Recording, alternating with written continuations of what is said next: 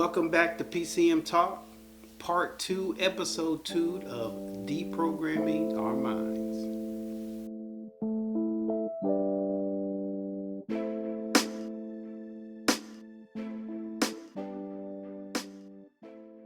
All right, so we left off at Job. The Lord had given Satan permission to do what he wanted with Job, but don't take his life, because the devil's theory was that Job is only serving you because you give him all this stuff. He's wealthy, he's protected, he got a hedge of protection around him. I can't touch him. Nobody can touch Job. He's well known, he's respected, he fears the Lord. He's an accuser of the brethren. So his job is to simply accuse us before God with reasons why we serve, what we did in our past. Oh, look what he done. He's an accuser. So he gets the okay. And I want to read Job 1, starting at verse 13.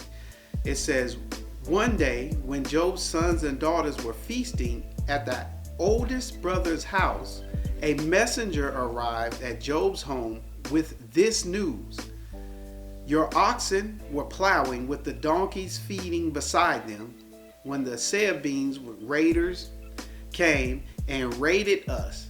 They stole all the animals and killed all the farmhands. I am the only one who escaped to tell you." While he was still speaking, another messenger arrived with this news: "The fire of God has fallen from heaven and burned up your sheep and all the shepherds.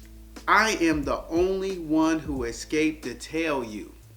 Now, that's just part of it right there. But when I first read through Job, I felt like, man, why is this happening to him? He's a righteous man. I didn't feel like he deserved that, but as I read through more times, I finally start to understand God's point of view from all of this. And then I also never considered the strategy of the devil.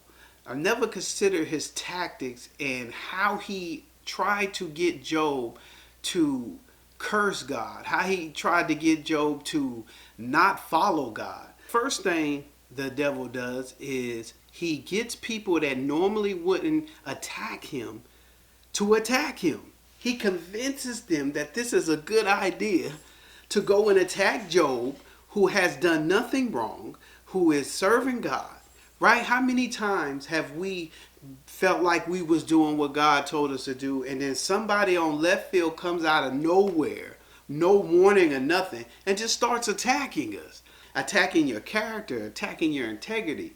But in this case, in point number 2, they started to attack his finances. And we understand from part 1 that finances was basically cattle and livestock in those times. So by them attacking his livestock, they basically put Job in the poorhouse. The devil sent down fire, burned up some more of his stuff. Even though the devil did it, look who got the blame for it.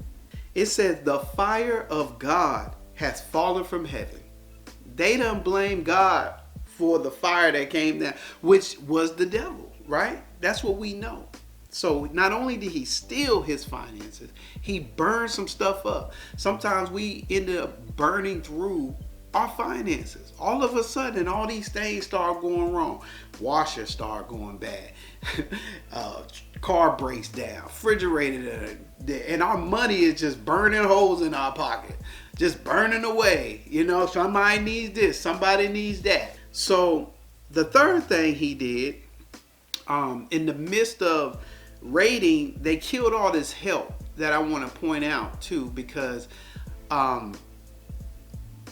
all the help that he had to run his estate, they wasn't only help, but I'm sure he knew them, and they was always around. So he's working on getting Job isolated. So the fourth thing he does is the devil sends a wind. And all these things, you would think, well, God has control over. But if you could see here, the devil has control over these things. This is his plan. He is the prince of the air. God does have control over those things. But God also has control over the devil. He gave the devil permission. So this is what he's doing. These are his tactics. He sends a wind in our next scripture. He says, wow. He was still speaking, another messenger arrived with the news, your sons and daughters were feasting in your oldest brother's home. Suddenly, a powerful wind swept in from the wilderness and hit the house on all sides. The house collapsed and all your children are dead, and I'm the only one escaped to tell you. Job stood up, tore his robe in grief. Then he shaved his head and fell to the ground to worship. He said, I came naked from my mother's womb, and I will be naked when I leave. The Lord gave me what I had, and the Lord has taken it away. Praise the name of the Lord. So not only did he lose his finances, his friends, his servants, he also lost his kids. And I know that's a hard pill to swallow. I've never lost any kids, so I don't know exactly how he felt, but I have lost close family members. I lost my mom and dad 5 days apart, and that was tough. He's not rich anymore. And he still praises God. He didn't lash out at the people that brought the news. I know sometimes we lash out at people that bring us bad news. Like maybe we lash out at maybe we get a burger and the pickles ain't on there, or the pickles were still on there when we ordered no pickles. We go back and we lash out at the person at the counter when they didn't even make the burger. But Job was going through it. But I think we can learn something from this moment. We have to deprogram our minds, because everything that happened to us doesn't mean that we did something wrong. And I want to stress that, because a lot of times when things happen, I used to be like, okay, what did I do wrong? What did I do wrong? What did I do wrong? When it was nothing that I did wrong. It was just simply I had to be tested. See, love is tested. Anytime somebody says they love you, but they can't endure anything with you, then I have to question their love. Because Job still serves God, even though stuff is being taken away, even though he feels that God is directly attacking him. I'm going to continue to serve God. If you only love me because of what I could do for you, that's not love. that's convenience. But God made us, so he has every right to allow things to happen to us. That's just the way it is.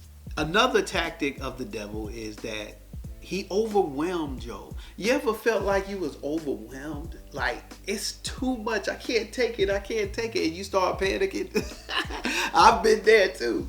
Like, it's just too much going on at once. I can handle one thing coming, but when you got multiple things, one thing after another, you have to really focus. Like, okay, this, Lord, you allowed this. I know that you don't put more on me than I can bear. So I know I'm able to handle this.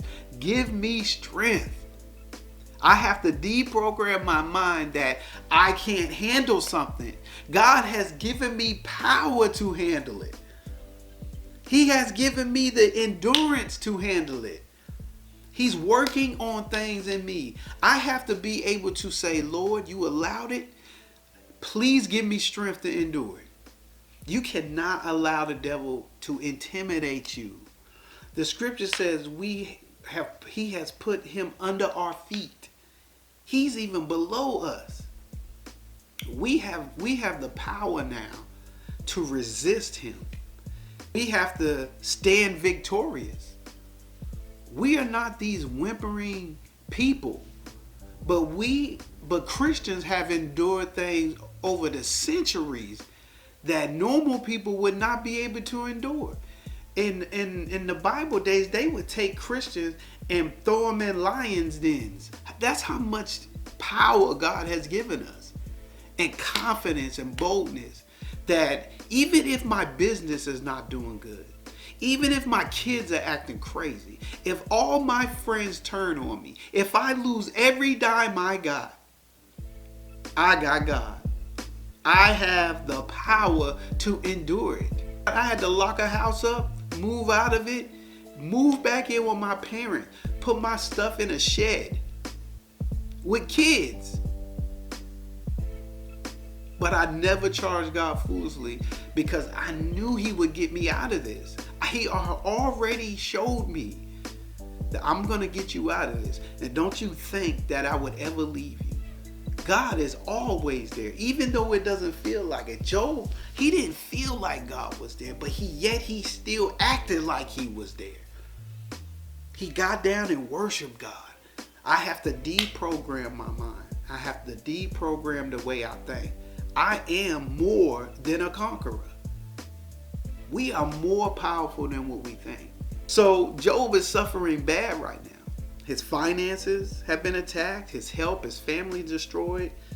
And God and Satan is having another conversation. This dude, he back up there. And God is saying again, have you considered my servant Job? Even though you brought me against him with no cause, he still holds his integrity.